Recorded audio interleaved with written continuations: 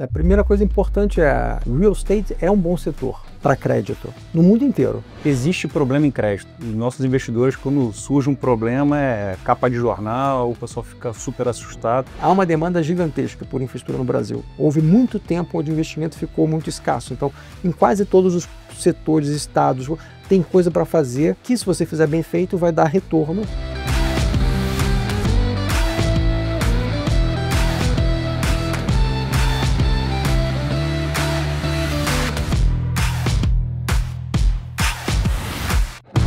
Olá, seja bem-vindo ao Conexões, um podcast que conecta o mercado financeiro à economia real.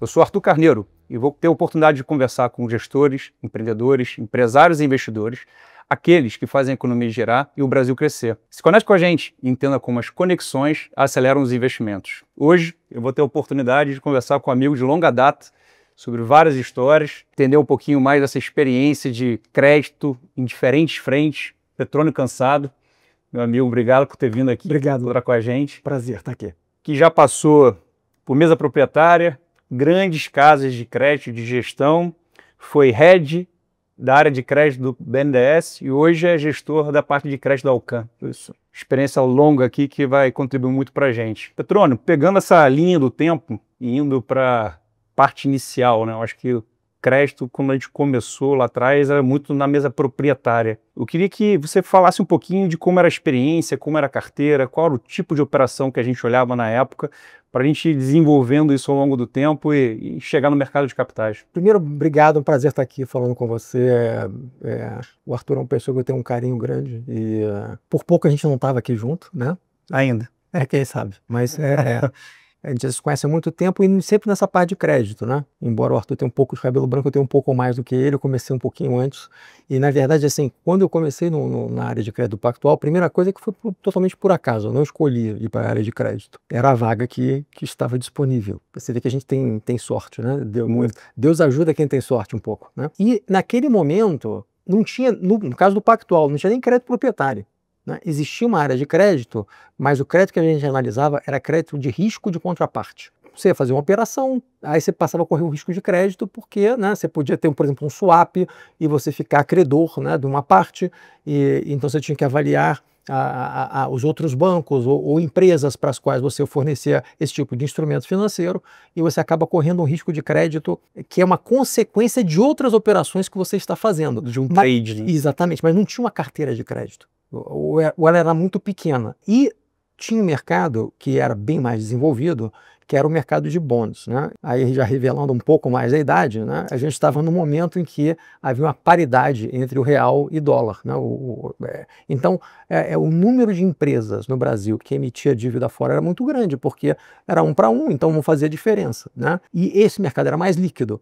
E vários bancos brasileiros, bancos de investimento, eles atuavam tanto no processo de emissão de venda primária, como tem hoje, né, o mercado de capitais mais voltado para fora, e no secundário. Então você tinha uma mesa no Pactual que atuava no mercado secundário de bonds fora do Brasil. E eu comecei no Pactual fazendo, além dessa parte de analisar as empresas internamente, esses riscos de crédito, escrever relatórios sobre as empresas brasileiras que emitiam essas dívidas fora e fazer recomendação. Né? Que papel você compra, qual você vende, qual que está melhor, por quê, etc. E esse foi o começo, né? E o que eu acho que foi interessante é que isso talvez seja uma visão, uma coisa um pouco diferente talvez da parte de crédito do Pactual em relação a outras instituições. Ela nasceu para cliente, porque os grandes bancos do Brasil, eles eram bancos de crédito com a visão muito interna e as operações de crédito eram quase que um segredo, né? Você não divide com ninguém, cada um faz o seu, e aí sim, era um negócio muito proprietário e quase guardado, né, a 7 chaves. No Pactual nasceu para fora. E depois é que começou-se a fazer operações de crédito para a carteira do banco, que você já ganhou, tá bom, estou fazendo, está funcionando, estamos ganhando dinheiro no secundário, está dando certo, então vamos fazer, comprar esses bonds, comprar uma carteira de bonds, e começou a ganhar dinheiro também. Então vamos dar dinheiro para as empresas, e foi um processo de você começar do high grade para o high yield, né? Das operações mais simples, né? Operações sem garantia das grandes empresas nacionais, passando por operações mais sofisticadas, com garantia, desconto recebível, e aí foi aumentando tanto a área de crédito no banco, quanto o nível de retorno também das operações, né? E um outro passo depois foi isso, você criar fundos no Brasil para clientes. Aí foi um processo que eu me lembro de quando eu entrei no banco, havia expectativa de, esse mercado vai desenvolver muito, vai crescer muito e tal. De um lado, eu olho assim, não, demorou muito tempo para crescer, né? Por outro lado, hoje refletindo melhor, eu acho que nem foi isso, tá? Eu acho que ele cresceu muito no período inteiro. Você vê que no impacto aí nos outros bancos todos, né? Há um crescimento brutal das pessoas envolvidas com crédito, das áreas de crédito, no período todo. O problema é que o mercado era tão pequeno que você não percebe aquela curva exponencial que você está lá embaixo, ela está crescendo, mas parece que é uma linha reta, né? E que não sai do lugar, né? E em um certo ponto você tem um ponto de inflexão que de fato aquilo começa a ganhar notoriedade e a taxa de crescimento ela não diminuiu, ela continuou muito alta. E aí eu acho que a diferença que a gente tem nos últimos anos, aí já são uns bons anos, né? Mas talvez os últimos 10 anos, 5 a 10, é que o mercado de crédito chegou num volume e num tamanho, não dá mais para que ele esteja escondido. Ele é importante, ele é relevante e a taxa de crescimento continua muito forte, mas agora numa proporção que todo mundo enxerga e tem impacto para maior, né? Para a economia e para tudo. Então acho que isso a gente só começou muito cedo, talvez seja esse o ponto. Mas é bacana a gente ver essa curva inteira, né? E pensando nesse momento, a gente sai do high grade da época, que era o grande high grade, e começa a olhar muito high yield, até porque o nosso custo de fundo era alto, não tinha plataforma vendendo CDB até 250 mil, com garantia da FGC. Então o Pactual captava um dinheiro muito caro e tinha que emprestar também, recebendo um retorno importante para isso. A gente olhou muita coisa que é classificada hoje como high yield. Me fala um pouquinho mais desse tipo de carteira, dessas estruturas, lições que a gente aprendeu com esse processo todo. Quando você sai primeira coisa importante, né? O mercado de crédito, de fato, se você monta com uma carteira, com processo, com propriedade, né? Não é fácil, mas trabalha, etc., você acaba tendo uma boa chance de ganhar do CDI.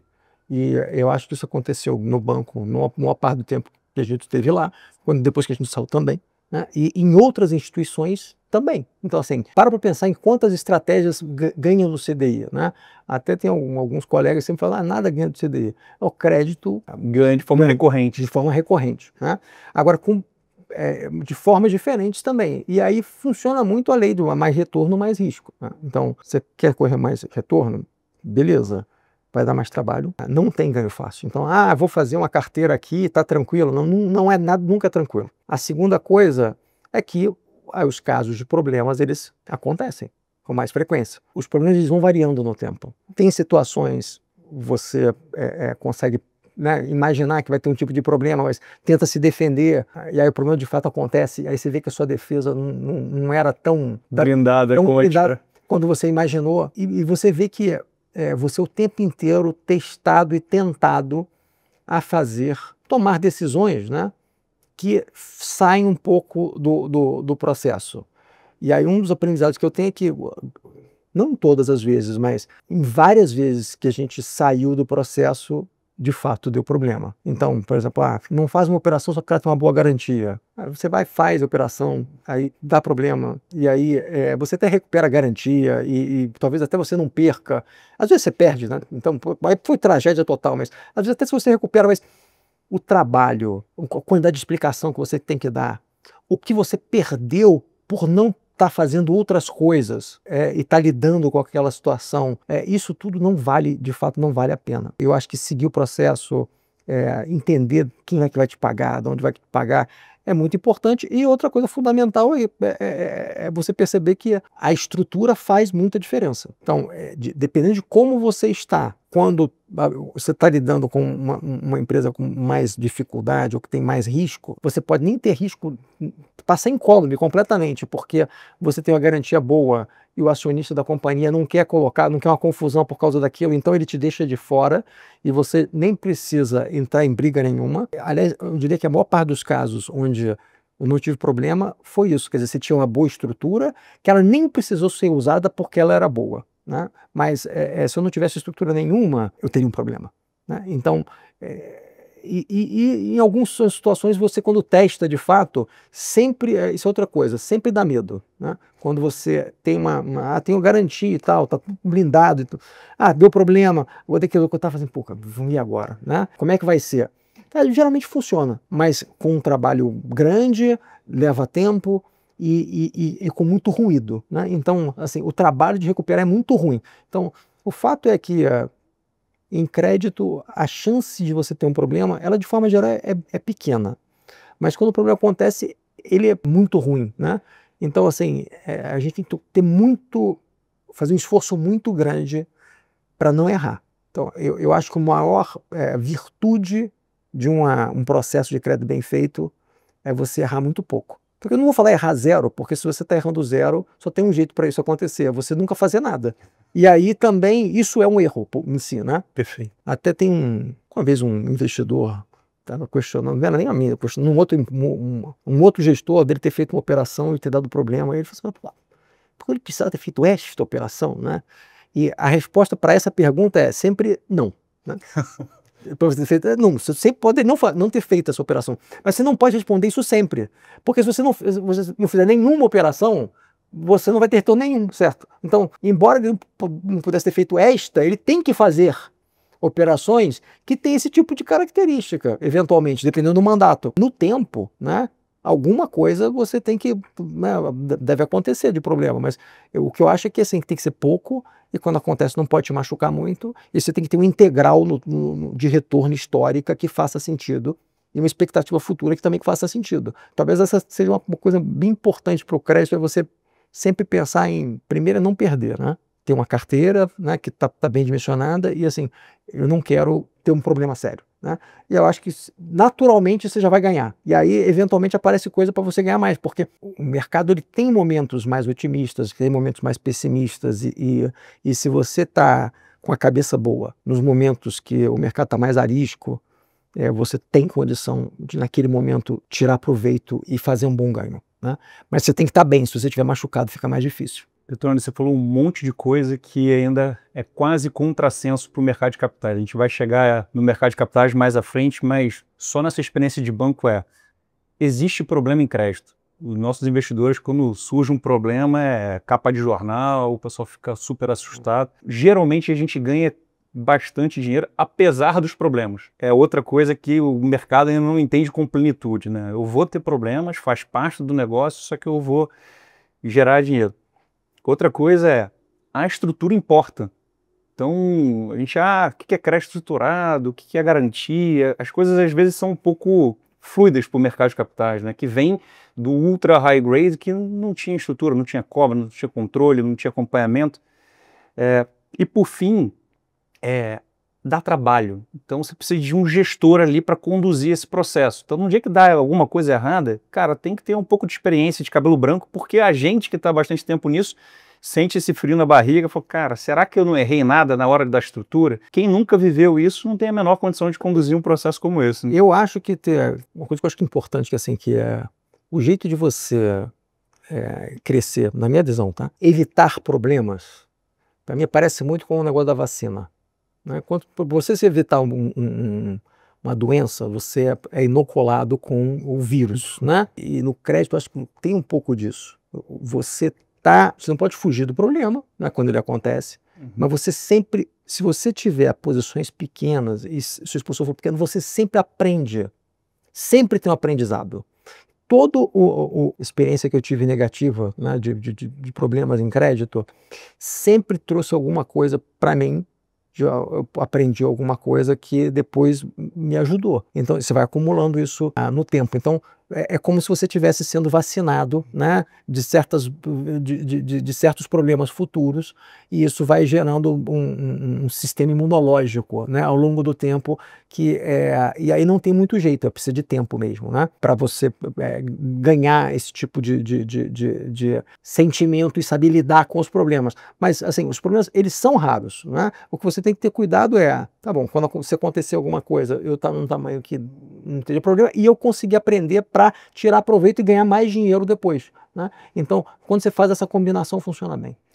Você falou de momento, né? Como às vezes tem um momento de estresse, tem que estar bem.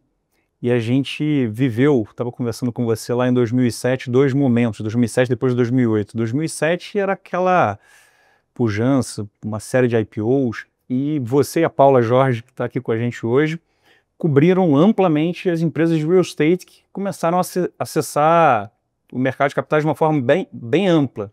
Né? Teve um volume enorme de IPOs que aconteceram naquele ano. E 2008, além da crise dos Estados Unidos, teve um pouco da rebarba dos excessos de 2007, e essas empresas de real estate, na sua grande maioria, tiveram problemas importantes. Sim. Como é que foi aquele momento e quais foram as lições aprendidas para o setor de real estate e que viveu ali momentos tão importantes e diferentes em 2 anos? Sempre tem muito aprendizado aí, tá? A primeira coisa importante real estate é um bom setor para crédito no mundo inteiro. As carteiras de mortgage, mas são carteiras imobiliárias, elas são carteiras relevantes em quase o mundo inteiro, né? E no Brasil você tem carteiras relevantes em crédito imobiliário, grande parte dela está nos grandes bancos, muito por conta de uma questão o dinheiro da poupança ser direcionado para isso, ter a Caixa Econômica que tem uma atuação muito forte no segmento, mas é um setor que é grande. Todo mundo que compra apartamento acaba que se esbarra, às vezes é a primeira vez que ele vai no banco tomar um empréstimo, né, para comprar um imóvel, né? Uhum. E você tem muita coisa positiva do ponto de vista de garantia, né, no setor imobiliário. Isso é um aprendizado até daquele momento, né? Como eu falo assim, na dificuldade você vê. Executar a alienação fiduciária em imóvel funciona, e funciona até relativamente rápido. Então é um tipo de situação que você tem não que seja bom, isso dá um conforto adicional, né? A segunda coisa importante é que a garantia ela não sai andando, né? Imóvel é um negócio fixo, está parado ali. O nome diz, né? É isso. E a questão de avaliação de um imóvel, ela não é algo tão complexo. A gente erra a avaliação, né? Mas é muito mais fácil você avaliar quanto vale, sei lá, um imóvel aqui em São Paulo, na Rebouças, na Faria Lima, ou no Rio de Janeiro, na capital, né? Do que, sei lá, quanto é que é um equipamento, né? Um carro, um caminhão, né? Porque aí depende do estado, como é que ele está, se ele está batido, se não está, qual foi o uso que foi feito, tem equipamentos que você não tem a menor ideia do preço, e você não sabe nem se ele existe, né? Aí se você vai para outro tipo de garantia, sei lá, de produtos agrícolas, né? Aí até a questão do preço do produto, se o produto estraga ou se ele não estraga, como é que ele está armazenado, se ele pegou fogo, né? Se ele degradou, se pode transportar de um lugar para o outro, se ele sumiu, né? Então isso gera diversas dificuldades, além da questão de como é que você pega a garantia, né? Então uma questão importante funciona relativamente bem. Outra coisa o processo de construção é muito intensivo em capital e os ciclos são muito longos, e isso gera tanto uma necessidade de captação muito grande por parte do incorporador, né, que no fundo é o cara que está fazendo o processo inteiro, e do outro lado você tem uma questão de como é que você registra as vendas que estão sendo feitas, a construção que está sendo feita, como é que você registra isso no tempo. No caso de construção, você tem muita premissa, né? E quando as empresas estão numa situação mais de estabilidade, elas estão num patamar e está rodando, você enxerga melhor. Quando você está crescendo muito, as premissas elas valem mais do que a realidade. Então, você tinha uma situação naquele momento que, como você tinha um crescimento grande das companhias, vendendo muito, o resultado que elas mostravam era um resultado muito com base na expectativa futura de a que preço você vai vender, em que velocidade você vai fazer a venda, né? E qual vai ser o custo que você espera que vai ter a obra. O que acabou acontecendo é que houve uma frustração em várias dessas questões, quer dizer, os custos de forma geral foram maiores do que o que estava previsto e o que estava sendo contabilizado. Então teve um buraco de caixa maior. Os preços de venda foram menores do que se imaginavam e teve muita devolução, ou seja, um cara ia lá devolvia, você tinha que pagar, tinha briga por conta de disputas, de reclamações, que o apartamento não ficou como a pessoa queria, então isso gerava mais custo. Houve um otimismo muito grande por parte dos empresários, uma visão que eles tinham de mundo e do que eles achavam que ia acontecer. Quando ele erra, muitos deles perderam muito também, né? Muitos deles perderam muito. Mas quando o credor fica numa situação dessa, ele descobre que às vezes ele virou acionista também. Porque assim, a perda foi de tal forma que agora o equity do cara é pequeno, quem está financiando o passivo inteiro são os credores. No fundo, você virou acionista da companhia, né? Só que você não queria ser acionista de uma empresa de construção. E como é que você lida com esta situação, né? Então, eu acho que assim, no crédito, essa expectativa de crescimento, muito otimismo com o futuro, isto talvez seja o maior risco que você tem quando você está analisando uma companhia. É um excesso de otimismo e uma certeza de que você vai ter um ganho muito grande. Às vezes as pessoas acham que você está muito próximo do acionista da companhia ou do CEO, isso vai te dar uma visão diferenciada que vai te ajudar a fazer a operação. Eu nunca vi na minha vida um CEO estar pessimista com o futuro, né? Porque ou ele está legitimamente otimista, né? Porque ele acredita, e ele pode estar errado, né? Ou ele está mentindo, porque se ele estiver muito pessimista, ele devia ser CEO. Ou ele devia fazer, ou realmente ele teria que fazer uma declaração meio que pública, que ele está fazendo alguma coisa, que tem uma questão que está sendo enfrentada. E aí você não precisa perguntar, né? Então, toda vez que você perguntar para o CEO de uma companhia sobre perspectiva, ele vai te falar que ele está... O cenário é azul. Mas ele está... eu vou dizer que eu acho que na maior parte, na grande maioria dos casos, ele realmente acredita naquilo. E é muito possível que você fique contagiado por este sentimento, né? Só que esse sentimento é bom para ele, mas não necessariamente é bom para mim. E eu entendo, eu já fui analista de equity, né? E quando você está fazendo uma carteira de ações, você está querendo buscar assimetrias a seu favor. Então, alguma coisa que se você ganhar, você ganha 2 ou 3 ou 4, e você vai perder no máximo, né? Geralmente até o cara põe antes, né? Vou botar um stop aqui, estou buscando ali, mas você está imaginando situações onde você vê potenciais de crescimento que não estão muito na mesa, que não estão previstos, que a empresa vai crescer mais do que as pessoas estão imaginando. E não existe crescimento sem risco, né? Então, só que a relação é sempre mais 2-1, 3-1, né? Então, eventualmente perder tudo, tá na mesa, né? Não é e você faz várias apostas, né? Então, assim, ok, né? No crédito, eu não ganho upside. Se a empresa multiplica por 3, por 10, eu só vou ganhar o que está previamente combinado. Né? O máximo que pode acontecer é eles não honrar o que ele me prometeu. Então, eu só tenho downside. Né? Então, o credor, eu acho que ele é um moderador até para uma companhia. Né? E eu acho que os acionistas das empresas deviam escutar 3 vezes mais os seus credores do que os seus acionistas. Né? Porque para ela crescer, antes de crescer, ela tem que estar viva. Né? Se ela não estiver viva, não vai crescer coisa nenhuma. Né? E o credor está preocupado com a vida da companhia. Né? Não com o crescimento, mas com a vida. Né? E ele pode indicar preocupações como nesse caso a gente indicou, mais de uma vez eu já fiz isso. Cara, não faça isso. E às vezes o cara faz e dá certo. Mas e se tivesse dado errado? E tem algumas vezes que dá errado. Né? Mais de uma eu já vi isso. Os credores alertarem para a companhia que ela está fazendo um movimento equivocado, né? Um movimento que é muito arriscado. E o cara não presta atenção, porque ele está escutando Só um anjinho que está falando a parte positiva. Essa parte que você colocou, Petrônio, é super importante, porque a gente tem um grupo grande de empresários que a gente acessa aqui. E o empresário ter essa leitura de quem está ali no lado pessimista e, como você falou, prezando pela estabilidade. Claro que o empreendedor, por natureza, quer crescer, quer multiplicar. Mas é por isso que eu falo que tem que escutar mais, porque ele já quer, ele quer já escutar, tem esse viés, né? Ele quer escutar. E eu fico pensando assim, por exemplo, vou dar um exemplo aqui. Minha mãe, durante um tempo, ela tinha pavor de cirurgia, então ela não queria fazer de jeito nenhum uma cirurgia que ela precisava fazer no fêmur. E aí ela ia em 20 médicos até ela achar um que falava para ela que ela não precisava fazer tal da cirurgia. E ela foi adiando aquilo durante muito tempo. Tem um lado bom, né? Porque aí fez depois, né? Mas ela passou um tempão da vida dela com dor, né? Que talvez ela não precisasse, se ela tivesse feito antes. Mas o ponto é, você acaba escutando quem você quer. A gente tem um viés de escutar mais as pessoas que concordam com você. Né? E eu acho que o empreendedor ele já tem o viés de escutar o analista de equity.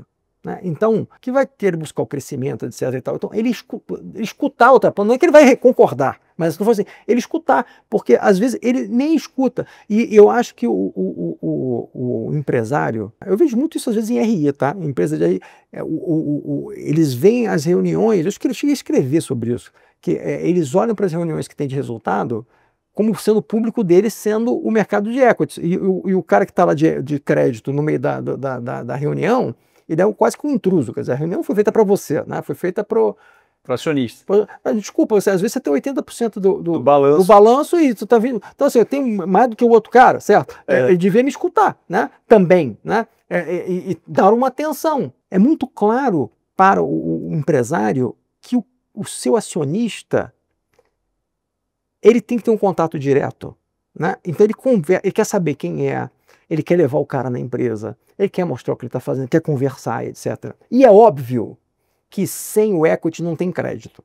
Então, eu não vou discordar disso, porque assim, o cara tem que dar um valor para isso enorme, que ele pode querer levantar capital, precisar de mais recurso, então ele tem que ter esse papel mesmo, né? Agora, o olhar para outra ponta é importante, e o que eu acho que aconteceu, talvez por conta dessa velocidade mais recente e do desenvolvimento do mercado de capitais no Brasil ter demorado um pouco, e da forma que ele acontece, como é que acaba acontecendo? As grandes empresas ou empresas médias, muitas vezes elas buscam um banco para fazer a operação, ou uma boutique de crédito, né? E aí ele faz a operação, né, com alguém numa instituição do mercado financeiro, e esse cara vende o papel para o mercado. Né? E ele está com credores, mas está pulverizado. Aí são gestores dos fundos, etc. Né? O cara não enxerga o gestor na ponta como sendo um agente. Né? Ele olha para o banco. E como o banco tem operações N, aquilo ele enxerga simplesmente como um custo. Então, quando ele olha para o credor, ele vê, isso aqui é um custo que eu tenho, é como se ele estivesse olhando para um fornecedor de algo que não seja prioritário. Porque se fosse alguma coisa prioritária, que é o core da companhia, sei lá, você tem uma siderúrgica e o cara precisa comprar minério, né? Sei lá, uma coisa dessa. Ele vai ter uma preocupação ali de como é que ele compra, de ter uma relação com... Né? Agora, se for uma coisa menos importante, que ele pode trocar ao seu bel prazer, né? Que ele não tem que ter uma proximidade, ele vai buscar o quê? Só o menor preço. E eu acho que isso acaba acontecendo. Então acaba acontecendo no cara que olhar para isso só como preço, e ele não busca uma relação e não busca nem escutar muito o cara, e quando ele olha, é sempre como sendo um custo, né? Ele está me colocando aqui restrições, que são restrições que estão me limitando, né? E, portanto, eu quero liberdade plena, eu quero crescer mais, então isso é tudo inconveniente. De um lado, eu entendo isso, mas eu acho que se o cara parar para pensar um pouco, ele vai assim, não, olha só, esse cara tem conhecimento que pode agregar para o meu negócio se eu tiver um olhar para a perpetuidade do meu negócio. Se eu olhar não só para o crescimento, mas para ver risco. Se ele quiser saber dos riscos da companhia e o que pode machucá-lo, né? Porque, olha só, você como analista, você pergunta, mas você também pode falar muita coisa, né? Você pode alertar muita coisa. Então, eu acho que esse olhar falta nas companhias, seja em posição de conselho, né? Às vezes mesmo conselho não tem um cara que entende de crédito para falar, cara, olha só, cuidado aqui, você está fazendo, às vezes uma companhia nem percebe também que está correndo risco de crédito em algumas das suas ações estratégicas, né? Tem problema, mas eu acho que escutam muito pouco, né? Mas eu também acho que isso vai mudar.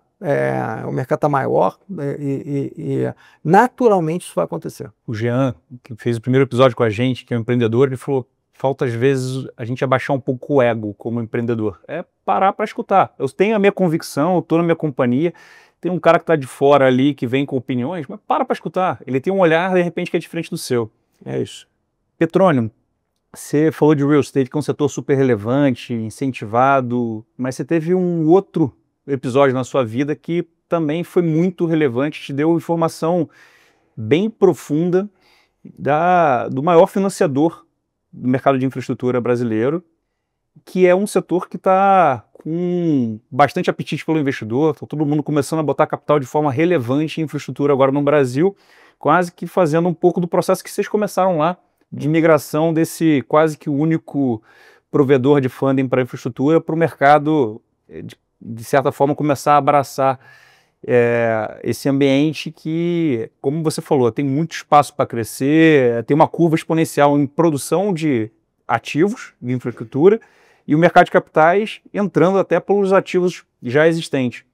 Como é que foi essa experiência que você viu lá? Que saindo de um banco, você chegou lá e falou, caramba, isso aqui eu não enxergava dessa forma e aprendi pra caramba estando olhando dentro da área de crédito do BNDES. Várias lições muito legais, tá? Talvez a mais surpreendente para mim, tá? Que no caso do BNDES em particular, tem um lado do banco, que é o S lá do social, extremamente relevante. O BNDES tem uma atuação muito relevante e às vezes até faz pouco, menos do barulho do que poderia sobre ações que foram feitas pelo banco, o que ele tem potencial de fazer também, né? E isso é uma coisa muito legal de você poder viver, ou poder fazer uma diferença.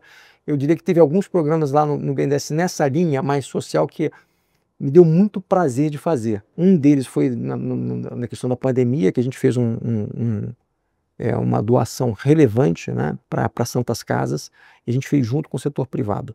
Então, o BNDES doou inicialmente 50 milhões de reais, só que para o BNDES doar cada real, tinha que alguém doar mais R$1, né? E você teve quase 2.000 doadores para chegar nesses 50 milhões de reais, e aí foram 100 milhões de reais que foram doados. Então, o que foi legal? Que se o banco fizesse sozinho, ia fazer 50, então foram feitos 100, já dobrou o tamanho do cheque, né? O impacto foi dobrado. A segunda coisa é que começou a ter algumas companhias querendo fazer doação, porque quando ele fazia a doação, também o dinheiro dele dobrava, certo? Né? Então ele podia fazer um negócio maior. E eles trouxeram ideias novas. Então a gente começou a agregar no programa coisas que tornaram o programa mais eficiente, né? Então, por exemplo, estava faltando oxigênio na Amazônia. Então a gente fez alguns projetos para doar oxigênio para a Amazônia, que não estava no escopo inicial, mas funcionou. Então isso foi muito legal de ver e que tem um espaço muito grande para fazer esse tipo de coisa. A gente desenvolveu a parte de garantia lá no banco também, que foi muito legal, tá? Mas assim, na parte de infraestrutura, o BNDES tem uma equipe que é um negócio assim inacreditável.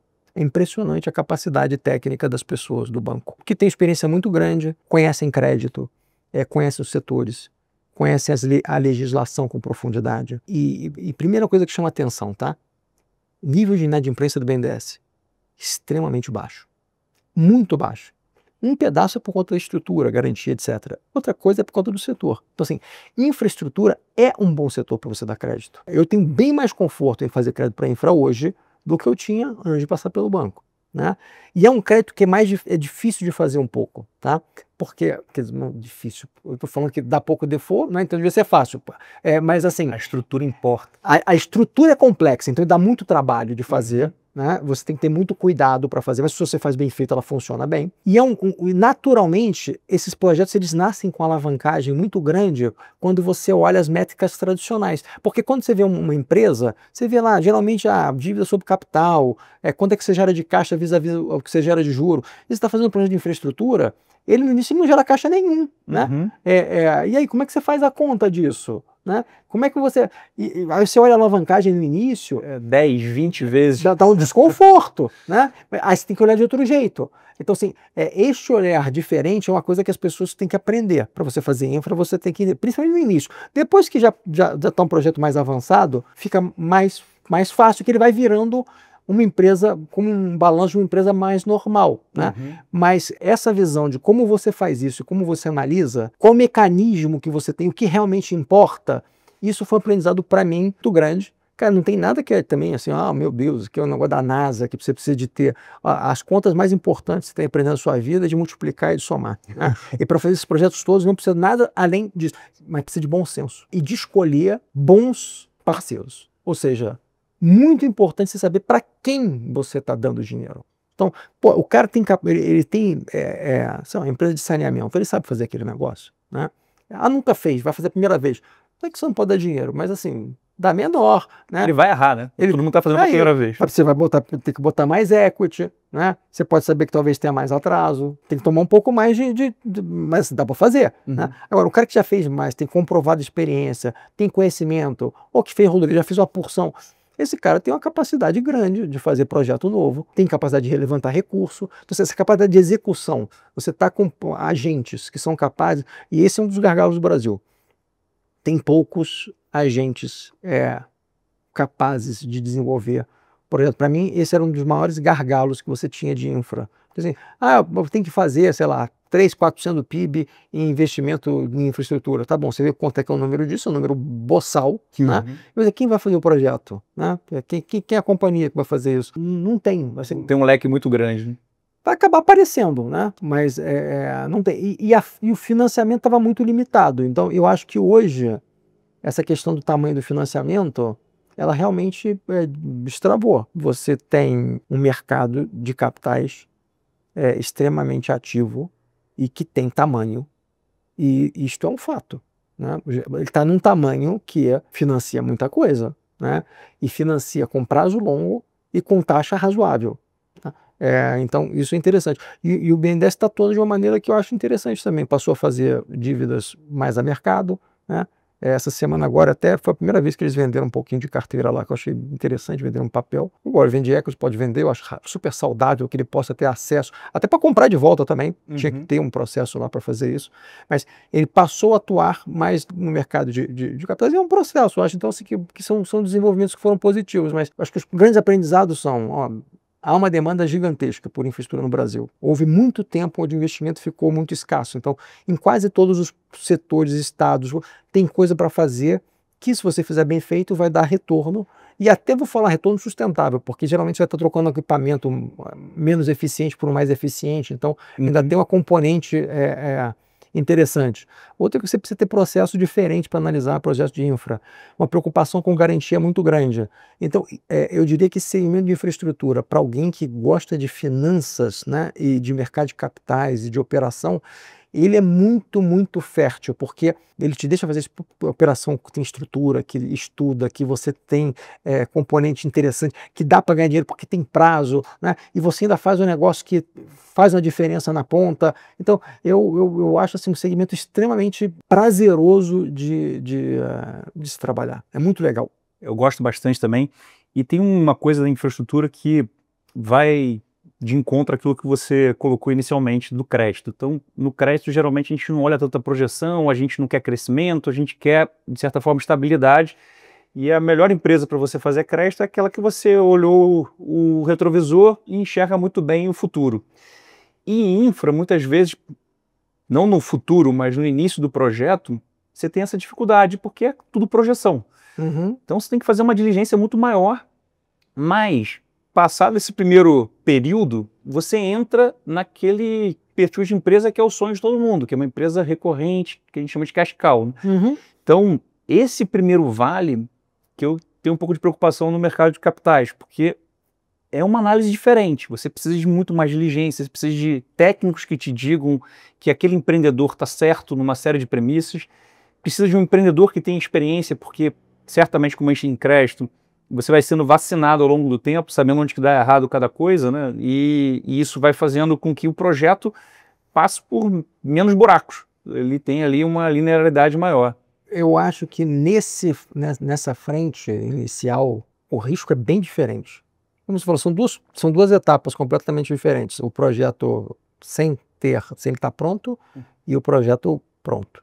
O projeto pronto, para mim, é operação de mercado de capitais tradicional, que você pode colocar em fundos até mais conservadores, porque o risco de crédito... Você pode ter risco de mercado, né? Porque a operação é longa, tem uma componente pré, etc. Mas, assim, do ponto de vista de crédito, o risco é baixo, você tem uma isenção, tem todo um apelo para, de fato, você ter um público comprando essas operações. Essa fase inicial, são poucas pessoas capazes de analisar. Aí eu acho que são os grandes bancos mesmo. O próprio BNDES, eu acho que isso é uma das coisas que é caso lá do banco, né? E dando aqui um pitaco de quem está fora hoje, né? Eu acho que o banco tinha que correr mais risco, porque hoje o próprio BNDES ele exige, muitas vezes, algumas garantias para essa fase inicial, que é por fiança, né? Aí você acaba limitando o quanto o outro banco pode fazer de projeto, porque está garantindo nessa fase inicial. E talvez eles sejam a equipe que tem maior experiência para poder assumir o risco. Maior capacidade para fazer isso, e isso tem um impacto grande. Então, qual o problema? É o risco mesmo, né? E aí tem toda uma componente que é a dificuldade, que eu não sei nem como resolve esse problema, eu entendo o problema, tá? Você está falando de um banco público que tem dinheiro público, e toda vez que dá um problema na operação de crédito, qual foi o técnico que fez lá, que aprovou esse negócio, que absurdo, né? O banco emprestou dinheiro para esse projeto, o negócio não funcionou, né? E obviamente que isso gera um desconforto enorme, porque vai ter a imprensa, vai ter Ministério Público, pode ter órgão de controle do banco de fora, fazendo escrutínio. Então, assim, você tem uma cultura de não poder errar, entendeu? Uhum. E isso é muito detrimental. De um lado eu entendo, mas olha só, é dinheiro público, tem que tomar cuidado, não pode perder, né? Do outro lado, mas vem cá, você tem que ver no todo, certo? Não dá para ver um projeto a projeto, tem que ver se o processo tá feito de forma correta. Para mim, achei que você olhar muito mais o processo do que o caso concreto. Mas, assim, isso é um problema que eu não sei como resolver. É um desafio, porque como a gente falou no início da conversa, crédito dá problema.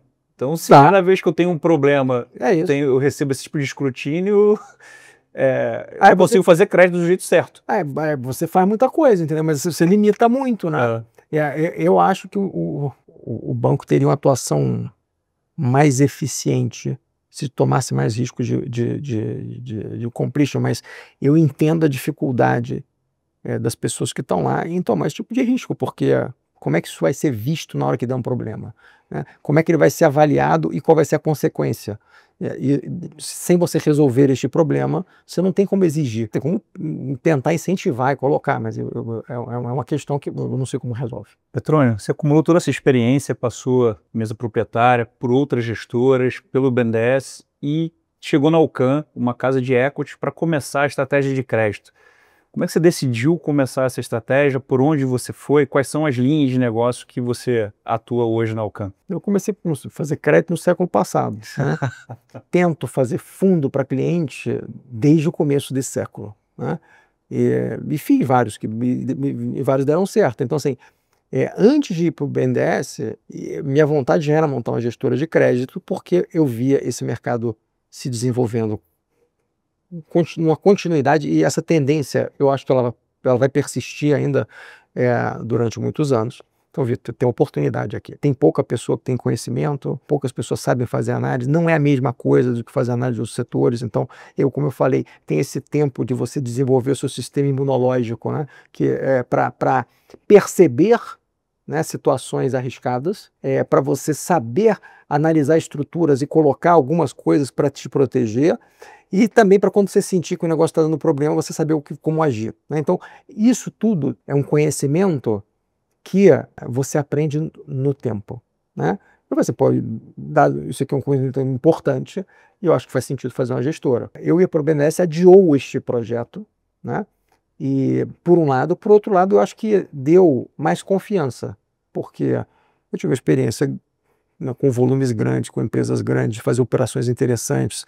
No fundo, foi uma postergação, mas que ela veio junto com um aprendizado muito grande e me ajudou a fazer. Mas eu já estava com o desenho pronto do que eu queria fazer e do que eu queria fazer nos próximos 20 anos. Uma coisa para mim que era fundamental não é para você fazer tudo sozinho. Fazer na Alcan foi o primeiro acerto. E por que eu resolvi fazer lá? Porque eu já conheci o Duda, Chibante, Pedro Drê, Isabel, né? Eu conheci a turma lá de muito tempo. Então, havia uma empatia, respeito mútuo, não se conhecia. Tipo tem com você aqui, né? A gente tem uma intimidade, você sabe o que o cara pode agregar, o que ele não pode e tal. Eles não tinham nada de crédito. Então, eu não estava e não ia atuar na frente de ninguém, tinha uma liberdade grande para começar um projeto. Tinha apoio, mas eu tinha toda a estrutura, tinha back-office, tinha jurídico, tinha análise de risco, eu tinha uma área macro e uma área micro, que isso eu acho que é um diferencial importante. Acho que para fazer crédito, além do risco da crédito em si, você ter uma visão setorial e uma visão macro, isso te dá um diferencial razoável. Seja para você fazer produto, para você saber se você vai acelerar, tomar mais risco, ou se você vai pisar no freio e tem que fazer mais caixa, diminuir sua carteira, né? Setores que você vai focar. Então, isso tudo ajuda muito. E isso tinha lá na Alcan também. Então, eu diria que estava toda a estrutura pronta com pessoas que já funcionavam bem juntas e tinham uma confiança muito boa. Então, funcionou muito bem desde o zero. Então, isso foi bom. Outra coisa que foi importante crédito não dá para fazer pequeno, crédito operação, que ainda mais, como eu estou falando aqui, o meu objetivo é não perder, né? Então eu prefiro começar, e minha experiência no Pactual foi começar do high grade para ir depois para o high yield. Então, a minha tendência é sempre fazer isso. Eu vou começar do menos risco, e na medida que esse negócio vai funcionando, você vai indo para a classe com mais risco. Qual o problema disso? Que as classes com menos risco, elas têm remuneração menor. E o spread é baixo. Então, se o spread é baixo, você pode cobrar pouco, né? Então, você precisa de muito volume. A conta só fecha com muito volume. Mas muito volume é incompatível com você montar uma companhia. Então, como é que você monta uma empresa em crédito high grade? É quase impossível, porque você fica com um problema que se eu faço pequeno, não tem remuneração nenhuma, como é que eu faço gasto grande? Né? Então, é um negócio difícil de solucionar. As pessoas acabam tendendo, muitas das gestoras de crédito, muitas delas, nasceram do high yield, factoring, né, distress, né? Porque é um negócio que com um volume pequeno, você consegue remuneração alta, mas está correndo um risco alto. Quantas deram errado no meio do caminho? Então, assim, você fica numa situação de, cara, eu vou para lá ou vou para cá, o que eu faço? O que eu quis? Eu falei assim, eu vou para o high grade. Eu falei assim, como é que eu faço isso? Então, eu tenho que fazer uma mágica aqui de crescer rápido. Nesse sentido, a gente teve a sorte e também a gente correu atrás, né? Eu tentei buscar uma parceria com um banco grande que me desse funding, me desse fôlego para eu passar essa nascer mais rápido, né? E essa parceria a gente conseguiu fazer com a BB Asset. Foi uma experiência também excelente. Acho que a passagem do BNDES ajudou a entender como você tem pessoas excelentes nessas instituições, né? São pessoas extremamente competentes, boas, trabalham há muito tempo. A instituição, pelo tamanho que ela tem, que o BB tem uma virtude enorme, né? É a instituição financeira mais antiga do Brasil. Ela é gigante, né? Mas essa virtude traz com ela algumas dificuldades, que é a agilidade na ponta, de fazer um negócio completamente inovador, tem a questão de ser um banco público que gera suas peculiaridades. Então, para o BB era importante ter uma atividade de crédito, para BB Asset, né? De crédito, que pudesse ter mais agilidade, fazer uma coisa diferente, uma coisa mais dinâmica, dado esse mercado que está em polvorosa, né? Então, fazia sentido para eles. E eu acho que a gente trouxe para o BB muita coisa que está sendo útil para eles, de informação, de produto novo. E eu acho que tem muita coisa que a gente vai fazer junto ainda, mas funcionou muito bem. E do outro lado, eles podiam me dar um volume que permitia que eu nascesse um pouco maior, mas eu chegasse nesse tamanho mais depressa, né? Então funcionou bem também essa parceria com o BB. E aí, depois disso, a gente teve, assim, eu diria que assim, a sorte ajuda quem trabalha, né? A gente teve uma sequência de crises, né, logo depois, e a gente passou muito bem, né? Então eu consegui evitar, neguei os créditos que deram problema, os problemas relevantes eu não tinha, realmente consegui escapar bem e consegui pegar bem, acertar time, quando aumenta a posição, quando aumenta a duration, quando diminui. Então acho que o desempenho que a gente teve nos últimos anos foi muito bom. Isso fez com que a gente conseguisse, além do BB, captar fora mesmo, né? Então a gente atingiu um tamanho relevante. Mas eu diria que esse é o primeiro passo, assim. Eu acho que o mercado de crédito no Brasil, ele está seguindo o desenvolvimento natural, como foi nos Estados Unidos. Os Estados Unidos começa o mercado de crédito com high grade, né? Aí você tem os fallen angels, né? Que são os caras que eram high grade e deixaram de ser. No Brasil a gente já tem também uma série, né, de fallen angels aí, né? E você vê que fallen angel é um nome bem adequado, né? Anjo caído, né? É a situação na qual você se encontra quando você tem um default, né? Você está diante do anjo caído. É mais ou menos isso que acontece, né? Mas assim, dá para sobreviver. Você gera um mercado para isso. E eu acho que o próximo passo do mercado brasileiro é em ativos mais estruturados.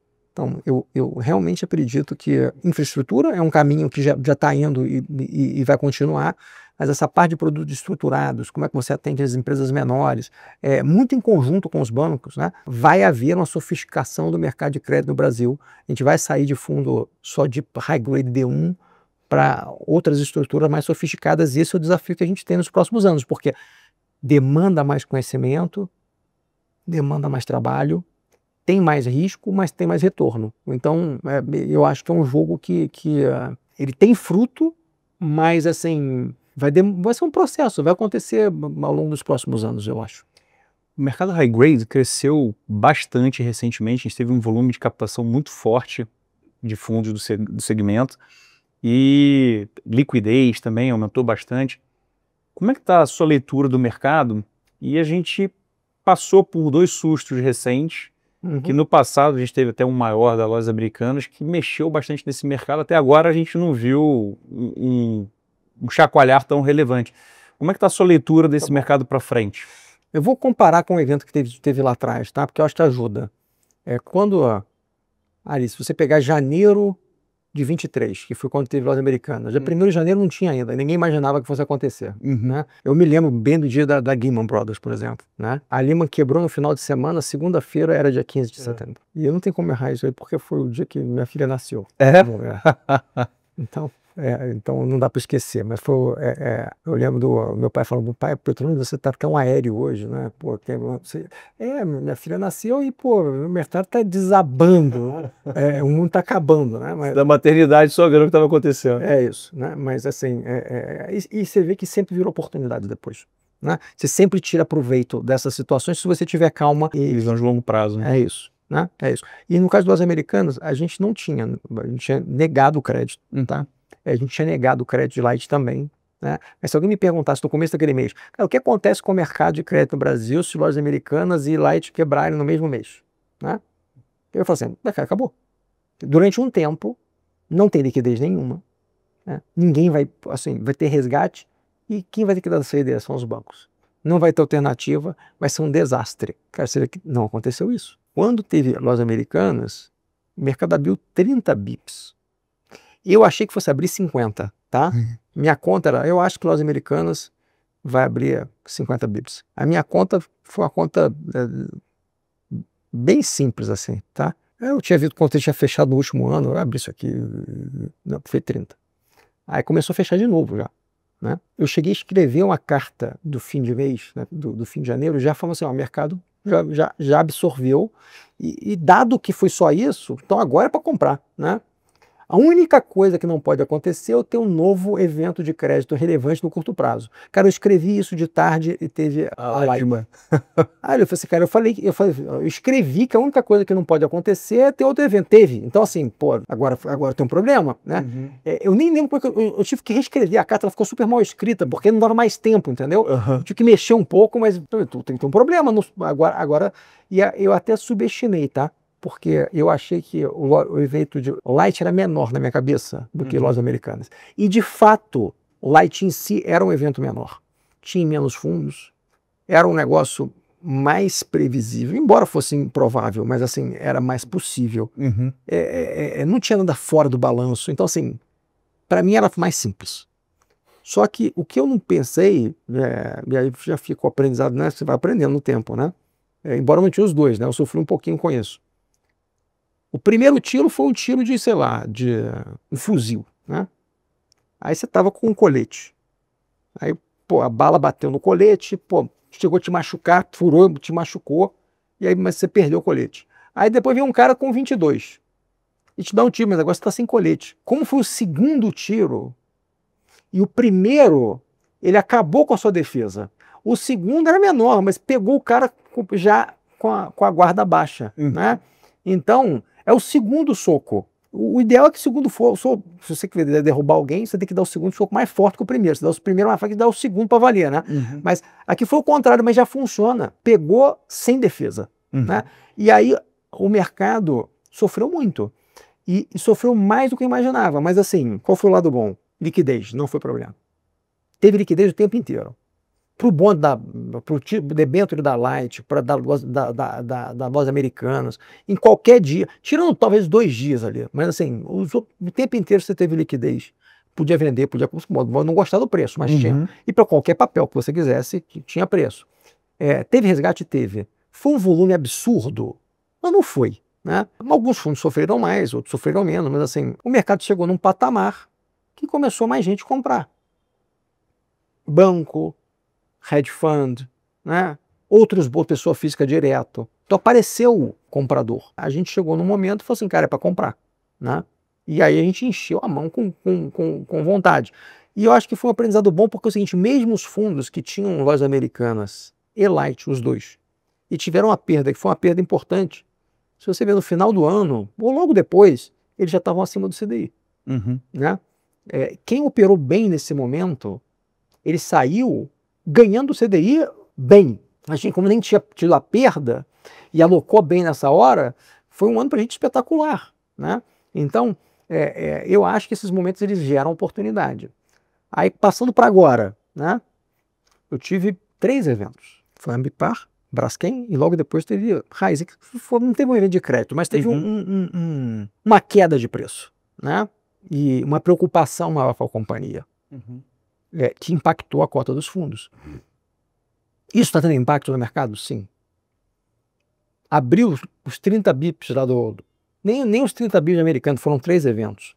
Então você vê o seguinte, o mercado está bem mais maduro, eu acho que está bem mais líquido. A gente teve outros eventos de crédito no período. É óbvio que depois de ter 3 eventos desses, é natural que tenha gente com medo, certo? Que alguém questione alguma coisa. Que você fala assim, quem é o próximo? Né? Qual foi minha hipótese lá? Evento de crédito é algo raro, né? Acontece. Pode acontecer 2 seguidos? Pode. Às vezes cai 2 raios, né? Assim, isso é raríssimo, né? Agora, tiveram 3.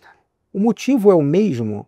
Cara, não é. São motivos completamente diferentes. Eu tenho uma frase que eu costumo falar que é o seguinte, cara, quando tem 2 coisas muito improváveis que acontecem ao mesmo tempo, é muito provável que tenha um fator comum que deu causa às 2. Neste caso, você pode falar, o juro alto ajuda. Realmente, o juro alto contribui. Se o juro estivesse muito baixo, talvez não tivesse problemas, certo? Por exemplo, na Raízen não teria nenhum questionamento. Mesmo nas outras companhias é possível que não tivesse tido. Então o juro alto gera um ambiente mais difícil que aumenta a chance de você ter um efeito. Mas ele não é a causa primordial, eu diria que de nenhum dos 3. No caso de Braskem, é uma questão de governança /societária que se arrasta há muito tempo, né, da companhia, com uma questão ligada a um problema ambiental, né? Da cidade afundando. E aí você tem uma questão lá que é a seguinte, no Brasil, você tem as pessoas têm 1 milhão de direitos, né? Todo mundo tem direito a tudo. Só que se alguém tem direito a tudo, tem alguma outra pessoa que tem obrigação de fazer aquelas coisas, certo? E você nunca se pergunta quem é. A Braskem, ela se viu numa posição de ter que perguntar até onde vai a sua obrigação. Qualquer pessoa que estiver nessa situação no Brasil, ela vai descobrir que a obrigação dela vai ter um infinito. Né? Então, ela está numa situação muito ruim, né? Mas não tem nada a ver com juros. O outro caso, que foi da Ambipar, é até difícil de entender o que é exatamente. Certo? A gente vai ter que aprender o que é. Mas não é juros lá também o problema. Né? Lá tem alguma coisa que não está conversando. Né? O balanço não reflete a realidade. O que está acontecendo não é compatível com os dados que foram apresentados. Então, você tem alguma coisa que está fora do lugar. E a gente ainda vai ter que descobrir o que é aquilo. Mas, claramente, também não é exatamente o juros. Então, assim, pode ter sempre pode. Né? Mas, assim, eu acho que é improvável. Eu acho que o mais provável é que a gente tenha, ainda mais empresa grande. Né? Cara, porque, assim, eu lembro naquela época que teve esse problema de lojas americanas de lá, isso começou a sair no jornal. Não, agora tem, sei lá quantos default de fulano, ciclano, ciclano. Cara, default tem o tempo inteiro. Eu tinha reunião de crédito no BNDES, na parte eu falei para você, o nível de inadimplência do BNDES era baixíssimo. Tá bom, mas tem a carteira de inadimplente? Tem. Né? Ela é pequena? Não, ela é grande. Né? Tem muito papel. Toda semana eu tinha reunião com casos, com problemas. Né? Mas eles são pequenos em relação ao todo. Mas tem todo dia tem default, todo dia tem. E isso não é uma questão... Faz parte do business, né? Faz parte do business. É igual, sei lá, na empresa da Coca-Cola. Não tem um cara de controle de qualidade. Vai ter um cara que vai pegar umas latinhas lá e vai, essa aqui não, né? Essa aqui ficou pintada errada. Né? Eu acho que o mercado vai abrir um pouco. Já abriu, tá? O que eu estou fazendo? Eu fiz um mapinha que vida de chegar nesse ponto aqui, eu compro mais tanto. Se chegar aqui, eu compro mais tanto. Se chegar aqui, eu compro mais tanto. E eu tinha antes diminuído minhas posições, aumentado o caixa e diminuído o duration. E se eu me perguntasse, mas você acha que o mercado vai abrir? Eu falei assim, não. Você está vendo alguma coisa para fazer o mercado abrir? Não. Mas eu não está vendo, não quer dizer que ela não exista. Alguma hora ele abre. Né? Abriu, está abrindo um pouco. O que eu faço agora? Agora eu compro. Né? E se ele abrir mais, eu vou comprar mais. O que eu gostaria? Eu gostaria que ele abrisse um pouco mais. Assim, meu fundo vai render pior se ele abrir? Vai.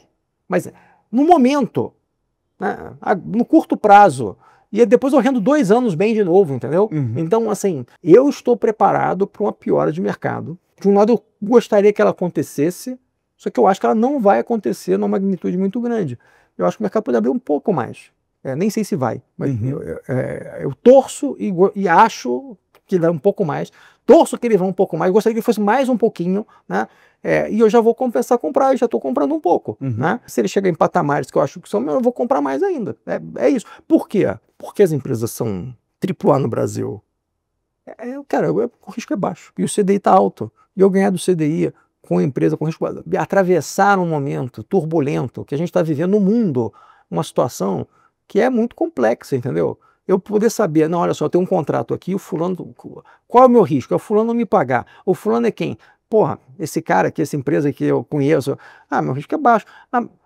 Mas se você investir, não sei o que, podia multiplicar por 5, eu não estou feliz, eu não quero multiplicar por 5. Eu quero só ganhar CDI mais 1,5, mais um e pouco. E tá bem. E tá bom. Né? Então, eu acho que não. E as pessoas entenderam, o mercado eu acho que está líquido, e portanto eu acho que ele não vai abrir tanto. Mas eu torço para ele um pouquinho mais. Você acha que agora a gente não teve não afetou o colete? Né? Você está com o colete pronto ainda, o mercado de capitais segura... Eu acho que não dá um medo, né? Algum outro cara que fica um pouco mais preocupado, é possível que tenha um pouco de resgate, que se for rodar um pouco abaixo do CDI, né? O pessoal olha e vai, caramba, né?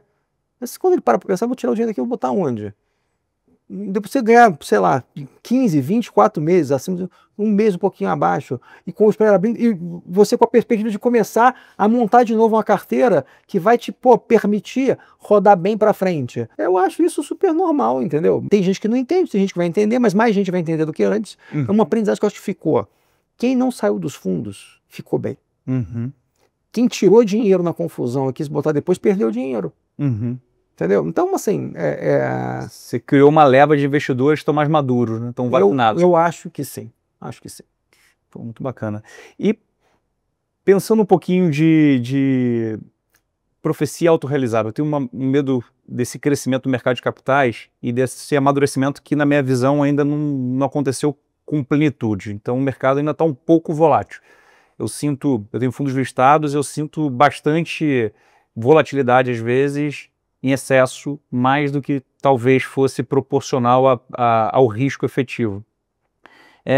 Será que a gente não tem um volume de empresas muito grandes, que demandam muito capital do mercado de capitais, se habituaram a isso, e nesses fechamentos de janela que vão naturalmente acontecer, né? O Brasil é volátil, mundialmente a gente está num momento volátil, então é natural que a gente tenha os seus vales ali de captação de mercado.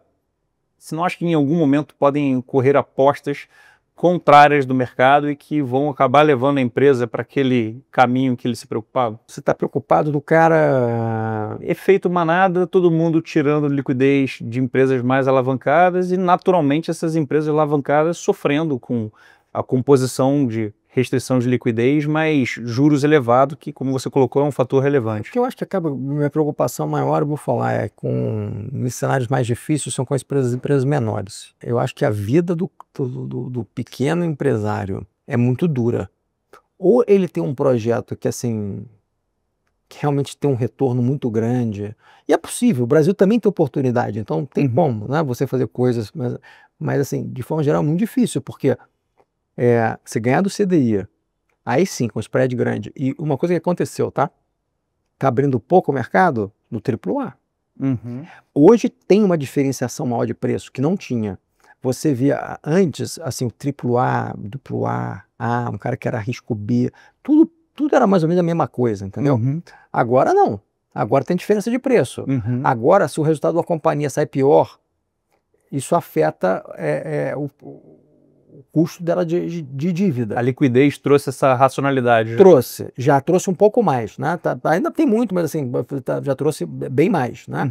E o cara que é pequeno, ele não tem acesso ao mercado de capitais nenhum ainda. É muito pequeno, é marginal. E lá o custo é muito alto.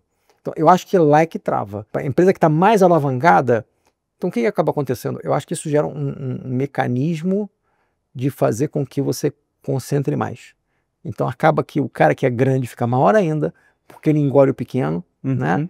E o cara que é pequeno, ele desaparece. Ou ele vai ser um cara que arruma um nicho lá, mas ele não cresce tanto, e aí também não precisa tomar tanta dívida. E você fica numa situação muito, muito difícil. Mas eu diria que o que está perigoso hoje é para o cara que está muito otimista. Agora eu vou, né, ter uma oportunidade aqui, eu quero ficar por 5 e tal. Isso aqui o que eu falo aqui, não está na hora de ser super-herói, né? É isso, é isso. Agora, entender que o cenário macro é diverso e trabalhar com essa premissa. Isso eu acho que sim. Agora, sobre oscilações de mercado, eu acho que elas vão acontecer de vez em quando, tá? Vai ter movimentos, eventos que às vezes você vai ter aí, abrindo, papel caindo. Quer saber o que acontece lá fora? Fora do Brasil acontece. No Brasil tem menos vol, porque uma característica do mercado brasileiro, as operações são CDI+. Então, assim, o que faz o preço mexer é só o spread de crédito. Né? Lá fora você tem um componente pré, que já bagunça. Então, a vol dos papéis de renda fixa no mercado internacional é muito maior do que no Brasil. Aqui a gente já tem um benefício, e para mim esse benefício é estrutural. E eu não vejo isso mudando. No mercado de infra é diferente, porque os papéis são IPCA. Ainda assim, você vai ter oscilação de preço. De vez em quando vai acontecer. Né? E eu acho que as pessoas vão ter que aprender a conviver com isso. E eu tenho um pouco de dúvida só se as pessoas vão sofisticar tanto, porque assim, abre um exemplo aqui, né? O livro mais antigo que eu conheço é o livro do Gênesis, né? E logo no início tem um negócio chamado pecado original, né? Até hoje a gente comete o mesmo pecado. É verdade. Não aprendemos isso. As pessoas continuam cometendo os mesmos erros, né? Isso. Então, assim, vamos resolver aqui agora, vamos virar um país mais sofisticado. Cara, não sei lá se vai, entendeu? Eu acho que o mercado vai continuar crescendo, está se desenvolvendo, que a gente está atrás dos outros, né? Mas assim, as pessoas vão entender crédito para valer? Não. E você acha que, então, o mercado de crédito se desenvolve como? Elas não entendem, mas elas são atraídas pelo quê? E vamos lá. Faz o próximo paço aí dessa exponencial? Elas não entendem, assim como eu nem sei se deviam também, assim como, vamos lá, a gente... Eu dou um exemplo que você deu no começo aqui, quando a gente estava conversando, sobre, sei lá, um médico, né? Eu não sou cardiologista, certo? Eu consigo entender o conceito assim, como é que o coração bate, tem os sistemas regulatórios, se estiver entupido uma artéria vai dar problema, né? Vai ter que... Agora, eu não sei como é que vai fazer se tiver que botar um stent, eu não vou botar nunca, não tem que ser eu que tem que colocar, tem que ter um médico que saiba fazer isso, certo? Então, você tem que ser capaz de entender o seguinte, cara, olha só, eu preciso de um médico. Né? E eu preciso de um cardiologista, ou eu preciso de um cara que, sei lá, que é um ortopedista, que eu estou com problema. Então, este conhecimento você tem que ter. Mas como é que você faz? Não, você tem que consultar o cara. Então, eu acho que o desenvolvimento tem que ter o seguinte, as pessoas entenderem que existe um negócio chamado medicina, então existe um negócio chamado crédito. Né? Existe o cara que é mais especialista em coração e tem outro que é mais... eu preciso entender quem são esses caras, né? E eu preciso escutar esses caras e saber qual deles eu tenho uma empatia maior. E depois eu vou, esse cara tá indo bem, então beleza. Eu fui fazer um exame, não tem muito tempo, né? E aí o cara tava me examinando e falou assim, não, você tá se mexendo, não pode se mexer e tal, não sei o quê, vira pra... Aí eu virei pro cara e falei assim, você está me examinando? Eu também estou te examinando e você não está indo bem, né? É verdade, pô, eu sou seu cliente. É isso. Então, assim, aqui a gente é examinado também enquanto gestor. Então, os clientes, eu acho que eles vão e tem esse papel de examinar os gestores e de ver com os gestores que eles têm mais confiança, que eles têm mais simpatia e tem que olhar para o desempenho do cara ao longo de um período longo. E isto eu acho que as pessoas vão ser capazes de fazer. Agora, elas podem fazer crédito? Podem. É igual equity. Você pode fazer equity? Pode, mas é o seguinte, aí você faz o seguinte, você para de trabalhar, né? E começa a trabalhar com isto, né? Teve um grande amigo meu, tá? Estava investindo em ações e ele tinha perdido um recurso razoável. E aí ele foi me perguntar, o que eu faço aqui, cara, para recuperar? Aí eu falei, vou te dar o que eu acho que tem que fazer é o seguinte, vende todas as suas ações, acorda mais cedo, trabalha mais, dorme mais tarde, trabalha mais, né? No seu trabalho. E aí você recupera seu dinheiro, né? Você é médico, então opera mais, né? Trabalha mais. Aí você vai recuperar o dinheiro que você perdeu com equity, para de fazer isso. Ou então, a segunda opção, deixa de ser médico, né? Vai estudar pra caramba. E aí você vira um gestor. E aí você opera lá, E aí eu acho que você tem boa chance, você é um cara inteligente, você é um cara trabalhador, e acho que você vai conseguir ganhar dinheiro com equity se você parar de fazer a sua profissão, certo? E fazer só isso daqui. Agora, quer fazer os dois não vai rolar, entendeu? Não tem um negócio que, cara, põe lá e sai dinheiro, não é assim que funciona, entendeu? Então, assim, você quer vir a fazer quer aprender para valer, a ponto de você investir, eu acho que você tem que realmente viver disso, entendeu? Aí sim, você vai ter um... Como é que eu competir? Você trabalha aqui com crédito pra caramba. Tem a opção de gente sentada ali estudando. Eles devem estar fazendo alguma coisa que é útil, certo? Espero eu. Pois é, né? E vai dar o diferencial a eles, a um cara que não tá fazendo nada. Então, assim, como é que vai ser igual? Não tem como ser igual. Quer dizer, pode ser na sorte do indivíduo, né? E em equity isso acontece mais rápido. No crédito tem um negócio que é triste às vezes, né? Porque assim, tem menos vol. O cara não percebe. E ele ganha mais mesmo dinheiro se ele comprar o papel mais arriscado de todos. Provavelmente vai ser o pior de todos. Pega o pior papel que existe. Você vai comprar, ele tem mais rentabilidade, aí ele vai ver todo o dinheiro, até o dia que dá errado. Só que como dá errado pouco, talvez dê certo algumas vezes, né? Só que quando ele perde tudo, né? Então, assim, é um negócio que eu não acho que é para brincar desse jeito sozinho, entendeu? Então, nesse sentido, eu não acho que as pessoas deviam aprender, né, no detalhe, né? Eles deviam delegar. Eles deviam aprender quais são os conceitos, o que funciona, como é que é o mercado, quais tipos de instrumentos, da mesma forma que você aprende para lidar com um médico ou para lidar com um advogado, né? Entendi, tem um problema aqui, eu preciso de um criminalista, né? Então, ou preciso de um cara tributário, né? Pô, se eu não souber isso, aí eu tenho um problema maior, né? Petrônio, me ajuda aqui com uma pergunta super difícil. Assim, a gente tem que explicar para esse investidor que não tem ideia do conceito, o que ele deveria olhar na hora de selecionar o gestor, né? Chegamos à conclusão que não faça sozinho. Procure bons gestores e, colocando dentro da sua resposta, a dificuldade que a gente tem, porque tem várias estratégias, né? Como a gente falou, tem várias especialidades. Eu posso ser um ortopedista com foco quase no corpo inteiro.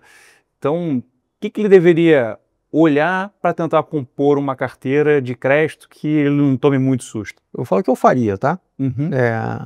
Olhar o histórico da pessoa, do indivíduo, o histórico da casa, né? Qual a casa que ele está? Qual o nome? Por quê? Quanto tempo? Qual o tamanho? O que esse cara fala? No fundo, sua minha análise de crédito, de certa forma, parecido. O que eu faço muito quando eu vejo análise de crédito? Eu converso com pessoas que conhecem, né? Então, eu quero saber sobre saneamento. Eu vou conversar com algumas pessoas que entendem de saneamento, né? E perguntar qual a opinião que você tem sobre a empresa A, B e C. Você não conhece tanto. Pô, quem conhece sobre crédito? Quem pode me ajudar? Eu vou querer fazer um dever de casa, eu mesmo, mas assim, fulano de tal entende bastante desse negócio. Pô, o que ele acha das gestoras A, B e C? Qual que ele sente mais confortável? Sente mais confortável. Por quê? Compara com o outro. E eu acho que uma coisa que ajuda muito é o seguinte: o cara cometeu erro, todo mundo já cometeu, né? Como é que ele lidou com aquilo? Como é que é o processo? E entender o processo de investimento. Faz uma análise lá, alguém te selecionou, te passou alguma gestora que você gosta. Aí você fala, pô, eu quero entender como é o processo de crédito dessa e dessa. Talvez sejam muito parecidos, talvez tenha algum tipo de diferença, mas você vendo isso, vendo o histórico do cara, talvez você tenha uma que você goste mais, entendeu? E aí você coloca naquele, ou divide um pouco entre 2 ou 3 que você gosta mais, mas eu acho que você sai muito do risco, conversando com pessoas que entendem mais, entendendo o histórico, pegando casas grandes que tem um histórico, e que a pessoa tem experiência. Eu acho que experiência conta nesse quesito. Muito. Petrônio, prazer enorme, podia passar a tarde inteira aqui conversando. Queria uma indicação de livro e um vídeo ou filme que você tenha visto que tenha um momento bacana que te traga ali uma informação relevante. Mas sobre o que? Assim, Cara, em vídeo eu tenho pensado muito nos shorts, né? Eu vejo várias... Eu vou te falar um vídeo, então eu vou te falar um que eu vi essa semana que eu mandei para várias pessoas, né? Esse aí. Porque assim, recentemente eu vi um vídeo, eu até vou te mandar, tá? É sobre eu tenho um hobby que eu gosto de tocar guitarra, né? E tem um cara que faz vários vídeos no YouTube, que faz muita análise de guitarra nova, não sei o que, instrumento musical. Ele fez um vídeo essa semana, até meio assim, aquele clickbait um pouquinho, né? I'm done. Eu achei que ele tinha acabado, ia parar de fazer vídeo, né? E o ponto dele era mais o seguinte: esse cara estudou música, ele sabe fazer arranjo. O cara, então, você chega lá com a composição, ele vai poderia te ajudar a mudar um pouco a música, a botar num ritmo que fique mais... vai chamar mais atenção. Acho que tipo, tem uma bateria mais daqui, tipo, tá faltando um baixo desse jeito. Nesse lugar, nessa hora, você devia ter um solo, né? Cara, ele pegou um software de AI. E ele falou, cara, esse software faz tudo o que eu demorei minha vida inteira para aprender. Então, ele faz melhor que eu. Faz tão bem quanto eu, pelo menos faz muito mais rápido e custa muito menos. Então, tudo que eu aprendi não vale nada. Assim, eu acho que é um exagero, tá? Assim, ele mostra o vídeo, é impressionante. Ele pega uma música, lá que um cara tocou no violão, e vai assim, coloca o baixo aqui, ó. O negócio coloca. Aí, a voz que está cantando já é a voz que não é de uma pessoa, já é uma voz que não, né, é uma voz criada, né? Com base em vozes humanas, mas não é uma voz de nenhum ser humano de verdade. Né? O cara muda um pouco a letra, o cara muda o tempo, coloca, muda esse solo que eu não gostei, põe aqui, e cara, o negócio vira um negócio assim que você faz assim, cara. E ele fala assim, agora eu vou fazer eu quero fazer o seguinte, sei lá, o cara tava, por exemplo, eu acho que o exemplo que ele dá é esse. Aí eu tenho um cachorro aqui, tô chateado, tô indo trabalhar, né? Cara, faz uma música aí, uma letra de música que eu tô indo trabalhar com o meu cachorro chateado porque eu tô frustrado com a vida. O cara escreve uma música, 2 segundos, e 3 segundos tem uma música que ele tá tocando lá e pronto, né? E não demora nada. Então, assim, qual o ponto? Esse negócio é muito potente, cara. Isso vai mudar a nossa vida. Eu acho que muito, por exemplo, da vida do próprio analista, tá? De crédito, muito dos trabalhos que são feitos por analista podem ser feitos por ferramenta de AI. Então, eu acho que é um vídeo que vale a pena ver pelo impacto que está causando, não em mim, mas nesse indivíduo, certo? Eu acho que ele está errado só no seguinte, que ele está falando que não precisa mais de mim, não é verdade, porque assim, eu acho que põe um solo aqui. Você não sabe pedir isso para a ferramenta, né? Então, ele vai ter condição de, em vez de fazer... Ele fala assim, eu demoro a fazer... Entendo. Eu demoro, sei lá, eu acho que está errado. Assim, em vez de fazer, eu demoro... Ele falou assim, eu faço isso aqui com a mesma qualidade, vai ficar mesma qualidade, mesmo nível. Não for, mas assim, eu demoro um dia, esse cara demora 30 segundos. Tá bom, então você vai conseguir fazer 50 desses por dia, em vez de fazer um só, né? Mas não vou ser milhões... Ele vai, mas assim, vai concentrar. Então, muita gente não vai perder. E os caras que souberem usar isso, eu acho que vão poder fazer melhor. Eu acho que continua precisando de pessoas por trás, mas são menos pessoas porque essas pessoas ficam com a potência. Virou o super-homem. Então, alguns caras, com base nisso, vão virar... O super-homem. Isso. Petrônio, eu tenho essa discussão constante aqui dentro. Como é que a gente começa a trilhar esse caminho? Porque... pra gente isso é mais intangível, né? A gente sabe que de aí a gente sabe que isso vai mudar a nossa vida, o nosso dia a dia. Eu acho que como a gente começa a trilhar esse caminho. Eu acho que tem que fazer, eu estou fazendo um pouco, tá? Assim, mas o que você tem que fazer é começar a usar no dia a dia para coisas banais. Usa para coisas que você gosta. Você tem que aprender a usar a ferramenta. E aí depois você usa no seu trabalho. Né? E naturalmente, mas assim, eu acho que tem que usar. Não tem jeito, tem que usar. E eu acho que vai dar problema, tá? Isso vai dar problema. Mas não adianta você querer fugir, entendeu? Aqui é o seguinte, é igual a situação que tem, sei lá, tem um animal selvagem na sua frente, né? É do negócio de aí. A pior coisa que você faz é virar as costas. Se você virar as costas e correr, você será devorado em 3 segundos. Então, assim, o que tem que fazer vai para frente, entendeu? Isso é impressionante. Essa semana, meus filhos estavam fazendo trabalho de escola.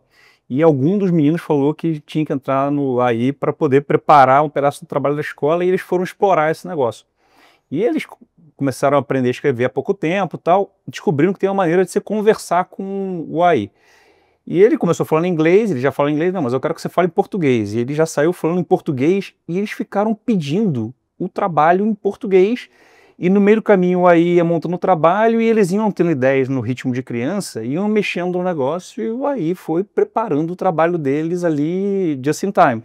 E tinha umas fotografias que eles tinham que fazer e ele foi montando a fotografia da cabeça da criança. Cara, é uma ferramenta tão ampla e eles, com a criatividade deles, estão começando a fazer um pouco disso que você falou ali. Cara, pega a braça, sai tentando e começa a usar, né? Eu acho que você tem que usar. Usa, sai usando que funciona, mas esse vídeo eu achei muito impressionante, porque eu tô falando assim, cara, música não é um negócio trivial de você fazer. É um negócio que você assim, pô, não dá, entendeu? Porque tem uma questão de percepção, é tanta coisa envolvida que não parece ser simples, né? E não é mesmo. Eu fiquei muito impressionado e passei para algumas pessoas, então é isso que eu... E livro, além do Gênesis? Tem vários, mas assim... Cara, um livro que eu acho importante para a vida, para mim eu acho importante para mim, né? Tem um livro do Santo Afonso de Ligório chamado Preparação para a Morte.